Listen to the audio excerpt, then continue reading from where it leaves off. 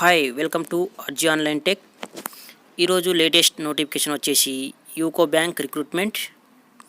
ఇందులో post details వచ్చేసి security officers, engineers, electricals, architect, economist, statistician, IT officer, chartered accounts పోస్టులు. ఇవి వచ్చేసి మొత్తం పోస్టులు 91 పోస్టులకు నోటిఫికేషన్. ఇందులో పే స్కేల్స్ వచ్చేసి జేఎంజిఎస్ఐ పోస్టులకైతే 23,700 నుండి 42,020 రూపీస్ వరకు పే స్కేల్స్ ఉంది. తర్వాత నెక్స్ట్ ఎంఎంజిఎస్ సెకండ్ వచ్చేసి 31,705 రూపీ నుండి 45,950 రూపీస్ వరకు పే స్కేల్స్ ఇవ్వడం జరిగింది. వీటికి సంబంధించిన ఇంపార్టెంట్ డేట్స్ వచ్చేసి అప్లికేషన్ సబ్మిటింగ్ ఓపెనింగ్ డేట్స్ వచ్చేసి 27 అక్టోబర్ 2020 నుండి లాస్ట్ డేట్ అప్లికేషన్ సబ్మిషన్ వచ్చేసి 17 నవంబర్ 2020 వరకు ఇవ్వడం జరిగింది. డేట్ ఆఫ్ ఆన్లైన్ ఎగ్జామినేషన్ వచ్చేసి డిసెంబర్ 2020 లేదా జనవరి 2021లలో నిర్వహించడం జరుగుతుంది. డేట్ ఆఫ్ ఇంటర్వ్యూ వచ్చేసి విల్ బి ఇన్ఫార్మ్డ్ సెపరేట్లీ అన్నట్టు ఇవ్వడం జరిగింది. ఇందులో సర్వీస్ బాండ్ వచ్చేసి security officers, engineers, statistician, chartered accounts, JMGS I 1కి సంబంధించిన మినిమం సర్వీస్ పీరియడ్ వచ్చేసి 2 years. అదేవిధంగా economist, chartered accounts in MMGIS 2కి సంబంధించిన మినిమం సర్వీస్ పీరియడ్ వచ్చేసి 1 year. అదేవిధంగా ఐటీ ఆఫీసర్స్ ఇన్ జేఎంజిఎస్ 1కి సంబంధించిన వాళ్ళు 3 years సర్వీస్ బాండ్ అనేది అప్లై చేయడం జరుగుతుంది. ఎలిజిబిలిటీ వచ్చేసి ఇండియన్స్ అయి ఉండాలి. అదేవిధంగా ఎడ్యుకేషన్ క్వాలిఫికేషన్ వచ్చేసి సెక్యూరిటీ ఆఫీసర్ జేఎంజిఎస్ 1కి సంబంధించిన వాళ్ళకైతే ఏజ్ లిమిట్ 21 నుండి 40 మధ్యలో ఉండాలి. అదేవిధంగా గ్రాడ్యుయేట్ ఇన్ ఎనీ డిసిప్లిన్ 60% మార్క్స్తోని పాస్ అయి ఉండాలి. ఎక్స్పీరియన్స్ వచ్చేసి 5 years service as commissioned officers or army, navy, air ఫోర్స్లలో చేసి ఉండాలి, లేదా 8 years service as inspector in parliamentary ఫోర్సెస్లలో చేసి ఉండాలి. తర్వాత నెక్స్ట్ సివిల్ ఇంజనీర్ జేఎంజిఎస్ 1 వచ్చేసి 21 నుండి 30 years ఏజ్ మధ్యలో ఉండాలి. డిగ్రీ ఇన్ సివిల్ ఇంజనీరింగ్లలో 60% మార్క్స్తో పాస్ అయి ఉండాలి. దీనికి ఎక్స్పీరియన్స్ వచ్చేసి నో ఎక్స్పీరియన్స్. నెక్స్ట్ వచ్చేసి ఎలక్ట్రికల్ ఇంజనీర్స్ ఇన్ జేఎంజిఎస్ 1 21 నుండి 30 years మధ్యలో ఉండాలి. డిగ్రీ ఇన్ ఎలక్ట్రికల్ ఇంజనీరింగ్ 60% మార్క్స్తో పాస్ అయి ఉండాలి. దీనికి కూడా నో ఎక్స్పీరియన్స్.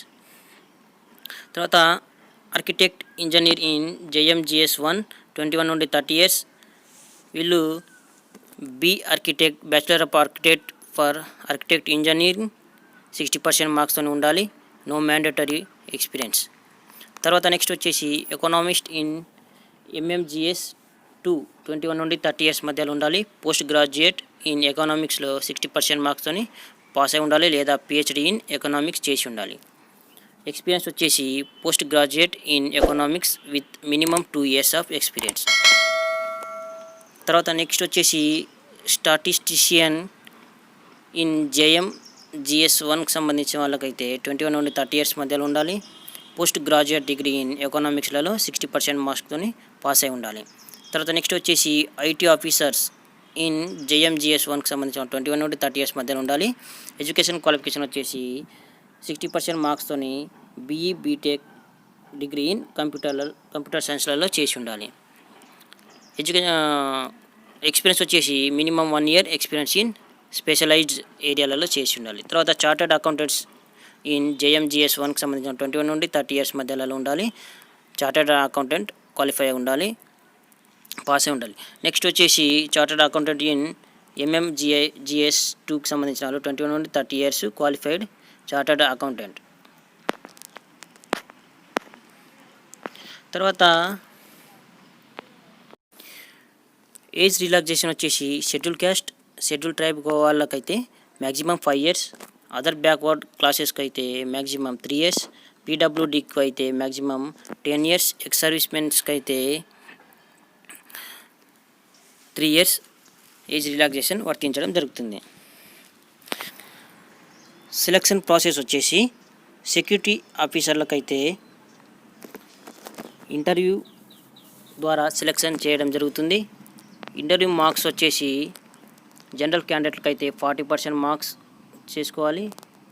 అదేవిధంగా ఎస్సీ ఎస్టీ ఓబీసీ క్యాండిడేట్లకు అయితే 35% క్వాలిఫై మార్క్స్ ఉంటుంది. 100 మార్క్స్కి వచ్చేసి మెరిట్ ఆధారంగా సెక్యూరిటీ ఆఫీసర్లను సెలెక్ట్ చేయడం జరుగుతుంది. అదేవిధంగా engineers, economist, statistician, IT officers, chartered అకౌంటెంట్లకు అయితే ఐబీపీఎస్ ఆన్లైన్ ఎగ్జామ్ కండక్ట్ చేయడం జరుగుతుంది. సక్సెస్ఫుల్ క్యాండిడేట్లకు అయితే ఇంటర్వ్యూకు పిలవడం జరుగుతుంది.